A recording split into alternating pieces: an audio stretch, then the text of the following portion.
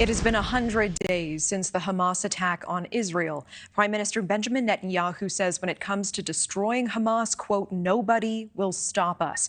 In the UN's top court, Israel is now accused of genocide, but Israel arguing this week its actions are in self-defense.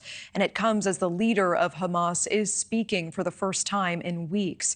Meanwhile, the IDF has bombed Gaza, forcing millions to flee while trying to root out Hamas. Here is some of the latest video coming into our newsroom.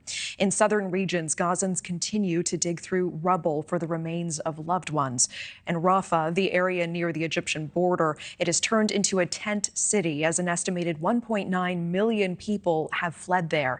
And it is day 3 of a communications blackout, the 9th blackout since the war began.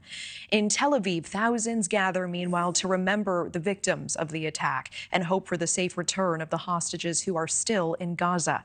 We are learning new information about them tonight, both from the Hamas leader and from a new hostage video out now. Joining us now with those details is Isabel Debre, live in Jerusalem with the very latest on the war. Isabel, I do want to start with what the Hamas leader said about the war and the hostages, and also the reports of this new video of 3 of the hostages. What are you monitoring here?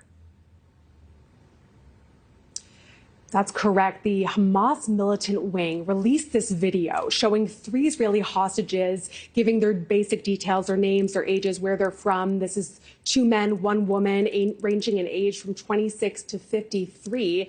And at the end of the video, there's this very eerie slogan written in Arabic and Hebrew saying, "Tomorrow we will inform you of their fate." And this is an example of a video that Hamas has released as a sort of proof of life video of hostages over the past few months. We cannot verify when this was taken, where, but the Israeli military describes this kind of video as a form of psychological warfare to torture the families of the hostages who have been dying to know what has gone on in the Gaza Strip, what has happened to their loved ones. And we are seeing, as you mentioned, this comes just a few hours after the Hamas military spokesperson, speaking for the first time in a while, said that many of the hostages had been killed, blaming their fate on intensive Israeli shelling. And of course, we cannot verify this threat because it does come as Hamas is trying to ramp up the pressure on the Israeli military in order to cut a deal with the militant group to cease its fire. But it also comes as that pressure is building internally, with tens of thousands of Israelis, families of the hostages and their supporters flooding the streets of Tel Aviv, demanding that the government do more to bring their loved ones home, especially as Israel marks now 100 days of the brutal war. And Isabel, concerns are growing even in the U.S. about Hezbollah's capabilities in the north. What is happening on the northern border now, and how often are attacks happening there at this point?